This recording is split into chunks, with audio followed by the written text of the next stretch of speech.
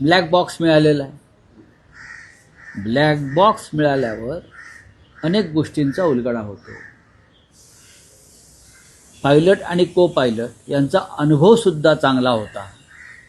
त्यांनी साधारण त्यांच्याकडे 1600 तासांचा अनुभव आहे हे माझ्या वाचनात आलं. तरी जर हा अपघात काही तांत्रिक कारणामुळे झाला असेल तर DGCAनं या संदर्भातली माहिती समोर आणली पाहिजे, कारण भविष्यामध्ये अशा प्रकारचे अपघात होऊ नये. राजकारणी अशा प्रकारची विमानं वापरतात. राजकारण्यांकडे आता वेळ नाही. पूर्वी लोक ट्रेनने प्रवास करायचे,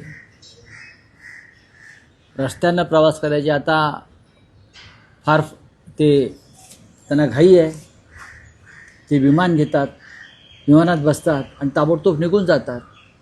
पण त्या विमानाची कंडिशन, त्या विमानाचे पायलट, त्या विमानांचा मेंटेनन्स, अशा अनेक गोष्टी आता चर्चेला आलेल्या आहेत, खास करून अजितदादांच्या अपघातानंतर.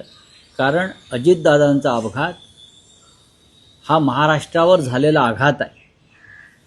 अजितदादांसारखा उमदा नेता ज्या पद्धतीनं अपघातामध्ये आम्हाला सोडून गेला, त्यानंतर या सगळ्या विषयावर महाराष्ट्राची जनता अत्यंत गांभीर्याने पाहते.